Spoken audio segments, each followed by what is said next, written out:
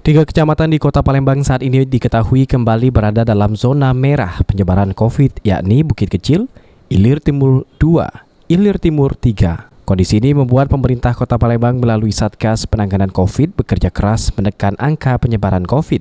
Wali Kota Palembang Harno Joyo menegaskan, setelah mendapatkan masukan dari berbagai pihak, Pemkot menekan agar pengawasan protokol kesehatan harus diperketat, termasuk pembatasan operasional usaha.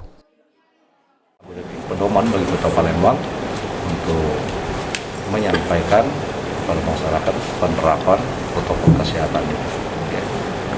Intinya tetap untuk kita sama-sama kedepankan pakai masker, jaga jarak, jaga kebersihan.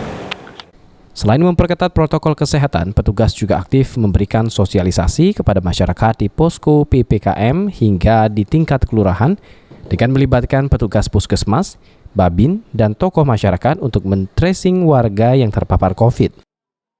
Kita di Kecamatan Sako ini sudah berjalan dengan lancar, jadi di 4 kelurahan dan beberapa titik di Kecamatan Sako kita sudah buat posko PPKM. Itu anggotanya ada tokoh masyarakat, ada RT, ada Linmas, dan juga lurah juga kita libatkan. Jadi memang posko PPKM itu sangat membantu khususnya dalam rangka men-tracer, ya, mencari tracing daripada pasien yang memang kontak erat sebelumnya. Itu sangat membantu sekali dalam. Vaksinasi terutama untuk lanjut usia juga gencar dilaksanakan untuk menekan angka penyebaran COVID.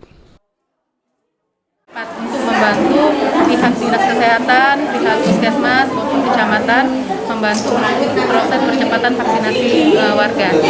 Untuk kader PKK sendiri sudah melakukan vaksin belum?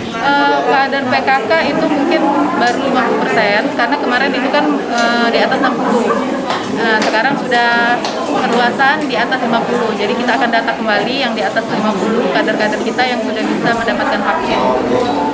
Langkah selanjutnya. Aprianto, Abidin Riwanto, PAL TV.